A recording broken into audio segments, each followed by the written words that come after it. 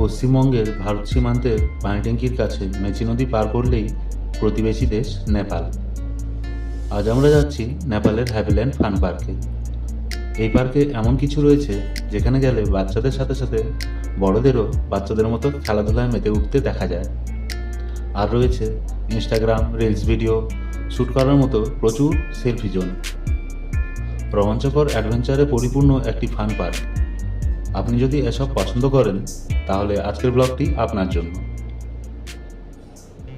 ভারত ও নেপাল বন্ধু দেশ।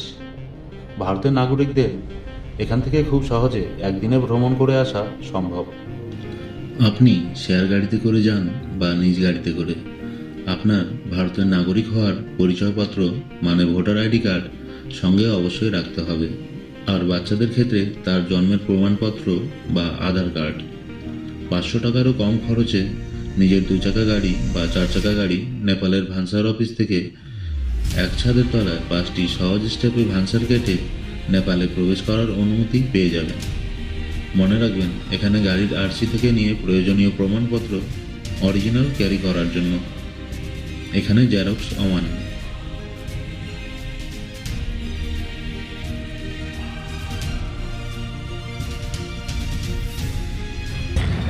सबै घुम्ने नै छ ह्याप्पील्यान्ड यिनीहरू हजुर पचार गाडी नै उयो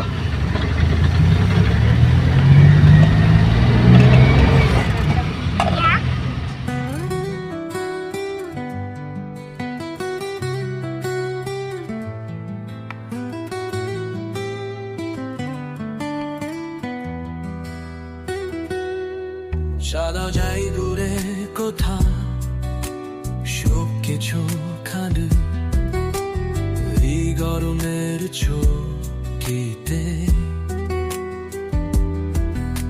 গাড়ির জানালে হামা বাজে তোর চোখে স্বপ্নের আলো আজও সাজে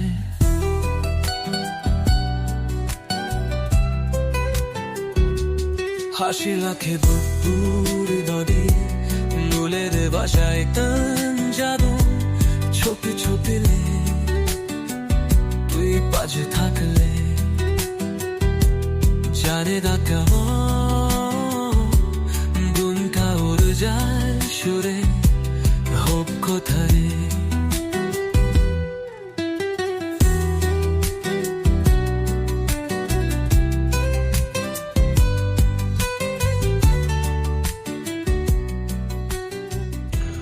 পানিট্যাঙ্কি থেকে হ্যাপিল্যান্ড পার্কের দূরত্ব রয়েছে 29 কিলোমিটার।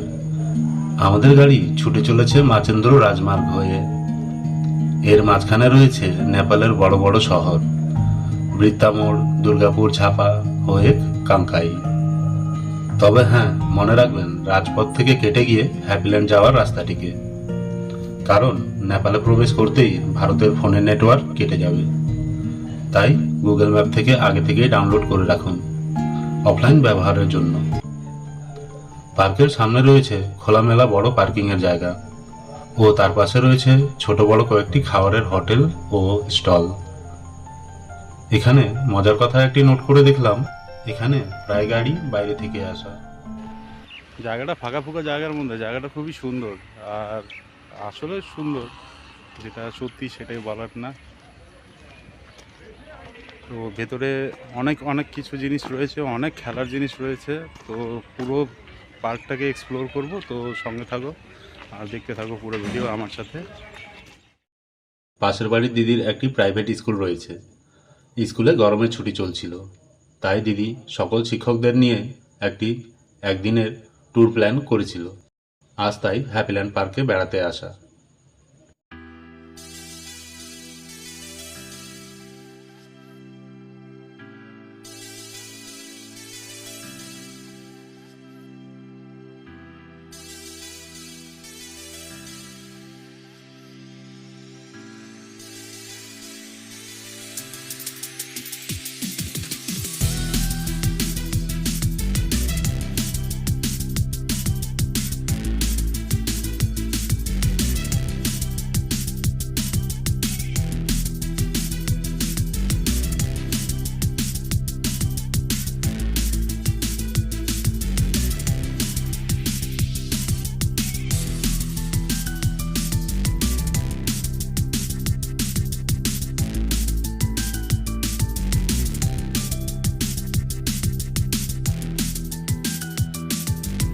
প্রত্যেক জায়গায় সেলফি পয়েন্ট রয়েছে। এই যে এখানে একটা সেলফি পয়েন্ট রয়েছে, আর ঠিক তার পাশে তোমরা দেখতে পাবে এই যে এখানে একটা রয়েছে, এখানেও একটা সেলফি পয়েন্ট রয়েছে। এরকম করে পুরো পার্কটার মধ্যে সেলফি পয়েন্ট রয়েছে, আর প্রচুর সাজানো গুছানো পার্ক রয়েছে, খুবই দারুণ।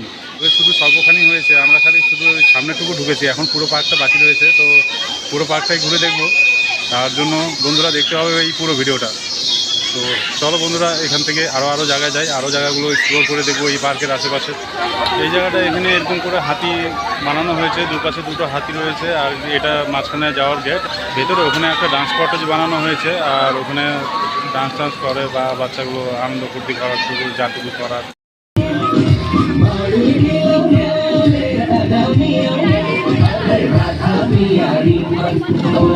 যারা ডান্স কটেজের ঠিক পাশাপাশি যদিও আরেকটা পয়েন্ট রয়েছে, তো চলো সেই জায়গাটা যাই, সেই জায়গাটাও দেখি ওখানে কী রয়েছে।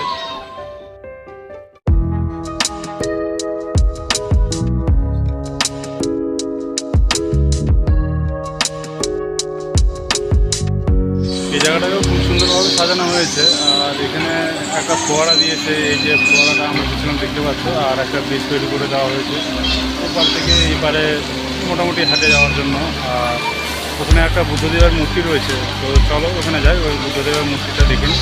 এই হচ্ছে এখানে গৌতম বুদ্ধের মূর্তি, আর উপরে দুটো ডলফিন রয়েছে, আর এই যে সুন্দর করে ফোয়ারা টোয়ারা দিয়ে সাজিয়ে বেশ সুন্দর ঝর্নার জল পড়ছে, আর তার মাঝখানে রয়েছে গৌতম বুদ্ধদেবের মূর্তি।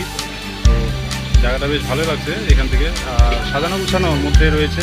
এখানে এসে ছবি তুলতে আশা করি ভালো লাগবে তোমাদের।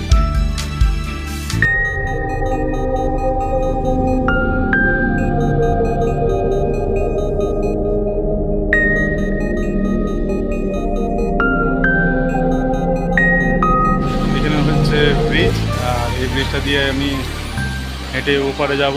তো তোমরাও যাবে নাকি? চলো যাই। এই উঠে পড়লাম ব্রিজের উপর, আর ব্রিজ থেকে একটু আলাদা ফিল হচ্ছে। খুব একটা খারাপও না, খুব একটা ভালো না, তবে মনটা একটু ভালো ভালো হয়ে গেছে, এটুকুই বলতে পারবো। তো আশেপাশে এই সুন্দর ভিউ নিয়ে নিচে জলটা রয়েছে ঘোলা, আর এখানে দিদিরা ছবি তুলছে।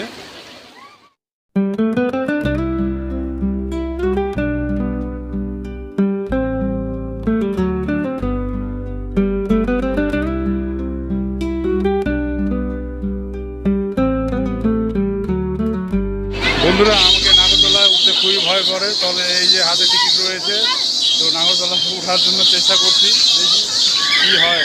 আজকে আমার হার্টবিট যে কতখানি উপরে চলে যাবে তা একমাত্র আমি জানি। ছোটোবেলায় একবার উঠেছিলাম, তখন খুব ভয় পেয়েছিলাম, এবার দেখি কী হয়। দিদিরা আছে, দিদিদের সাথে এসেছি, দিদিরা প্রথমে উঠে বসুক, তারপর আমি উঠবো।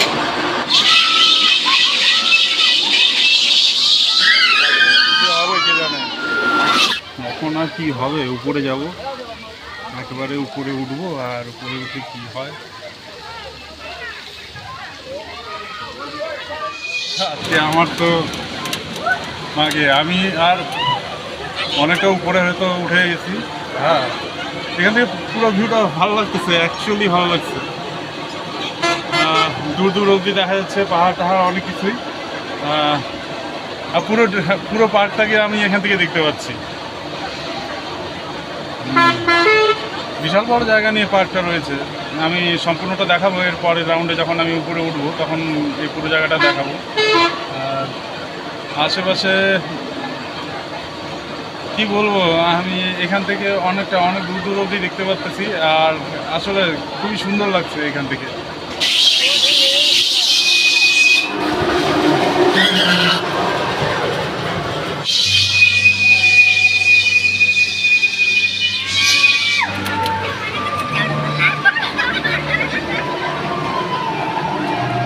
ওই দূরে ওখানে একটা ওয়াটার পার্ক রয়েছে, সেখানেও যাব।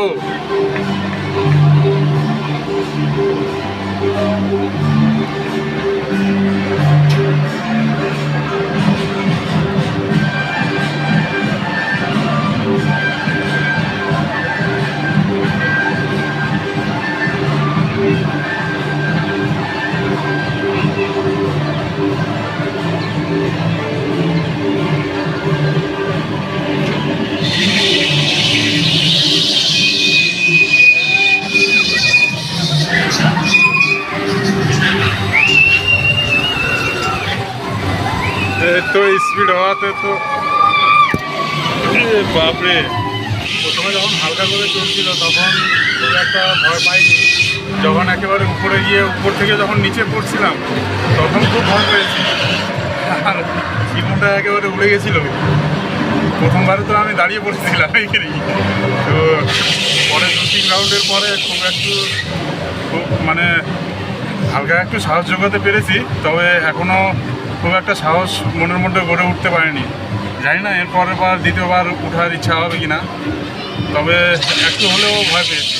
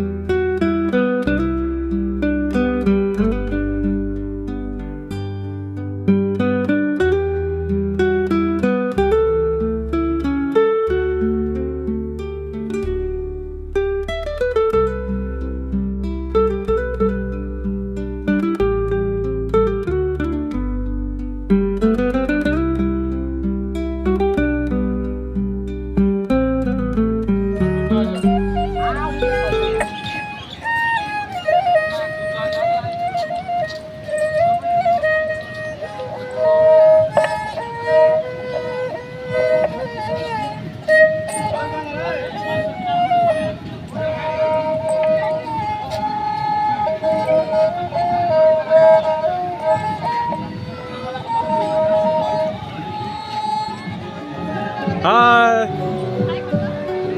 Hi, Bruno. Hi, Garo.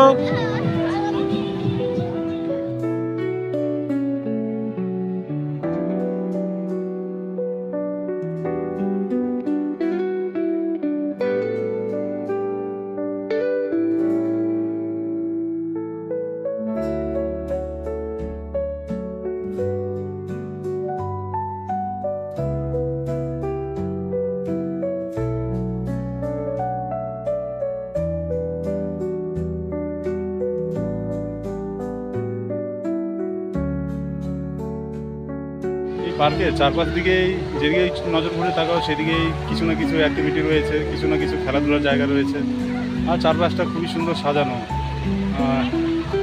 কি বলবো, এখন যদি ছোট মোটামুটি যদি বাচ্চা কাচ্চা যদি থাকে তো এই পার্কটাকে খুব সুন্দর করে এনজয় করতে পারবে, যতটা আমার ধারণা। আমি একজনকে মিস করছি, সে ভিডিওটা দেখলে বুঝতে পারবে। বাকিরা কোথায় কোথায় রয়েছে সব নিজের মতো করে ঘুরছে, সব যে যার যেখানে খুশি যেখানে পছন্দ হচ্ছে সেই জায়গায় ছবি তুলছে, ঘুরছে, আর ভালোই আনন্দ ফুর্তি করছে।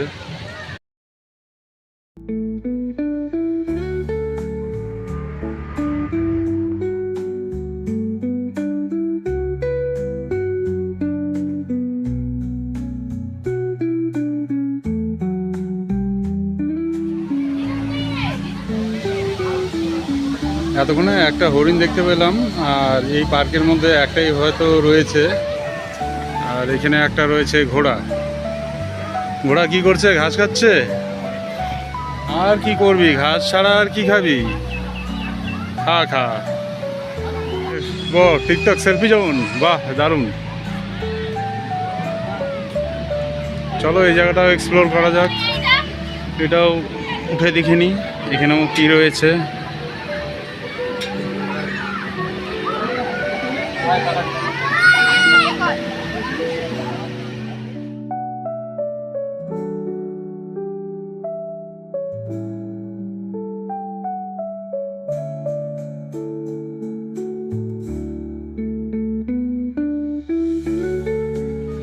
এখানে রিল ভিডিও বানানো হয়, 360 ডিগ্রি রিল ভিডিও আপনার 50 টাকায় তৈরি করে দেয় এনারাই। আর জায়গাটা খুবই সুন্দর, ছোট্ট তাজমহল বলতে পারো এটাকে।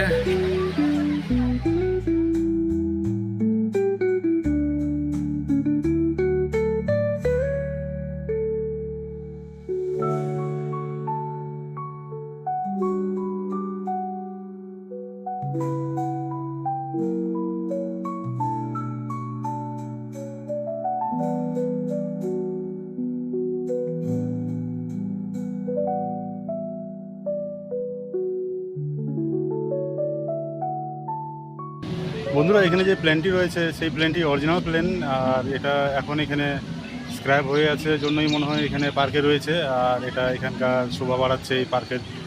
আর সকলে এখানে এসে প্লেনে চড়ার যে অনুভূতিটা সেটাও পেয়ে থাকেন, আর এখানে অনেকে ছবিও তুলেন। এখানে যে 50 টাকা দিয়ে ফটোশ্যুট করা হয়, নেপালি ড্রেসের ফটোশ্যুট, আর এই দাদারা ছবি তুলছে। এই যে এখানে ক্যামেরা আছে, এই দাদা ছবি তুলছে, আর এই মডেল পিছনে দাঁড়িয়ে রয়েছে যারা ছবি উঠাচ্ছে। তো এইভাবে করে ছবি এই পার্কের বিভিন্ন জায়গায় ছবি তুলে দেয়, আর 50 টাকা করে নেয়। তোমরা এসে এখানে ছবি তুলতে পারো মাত্র 50 টাকায় বিভিন্ন জায়গায় নেপালি ড্রেসে।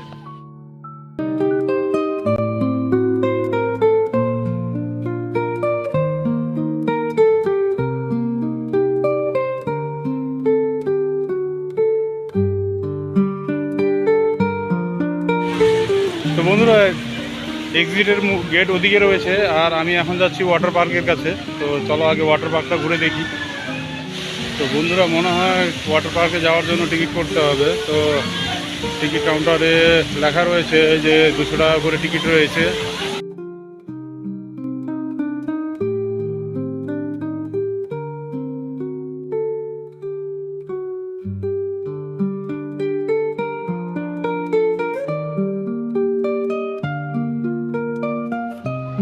তো বন্ধুরা, আমাদের টিমের বেরোনোর আগে আরেকটা ছবি হয়ে যাচ্ছে। বন্ধুরা, এখন বিকেল 4টা বাজে, আর ধীরে ধীরে পার্কের লোকজন কম হতে শুরু করেছে। আর এখান থেকে, এটা নেপাল তো, আর নেপাল থেকে এখান থেকে আমাদের ওয়েস্ট বেঙ্গল যেতে খানিকটা সময় লাগবে, আর এখান থেকে বর্ডারের ব্যাপার আছে, তার জন্য খুব তাড়াতাড়ি বেরিয়ে পড়ছে অনেকেই। তো আমাদেরও ঘোরাফেরা প্রায় শেষ, আর আমরাও এখন বেরিয়ে পড়বো এখান থেকে। তো বন্ধুরা, আজকের মতো ভিডিওটা আমি এখানেই শেষ করছি। দেখা হবে ঠিক পরের নেক্সট ভিডিওতে। ততক্ষণের জন্য বন্ধুরা ভালো থাকবেন, সুস্থ থাকবেন। Tata, bye bye.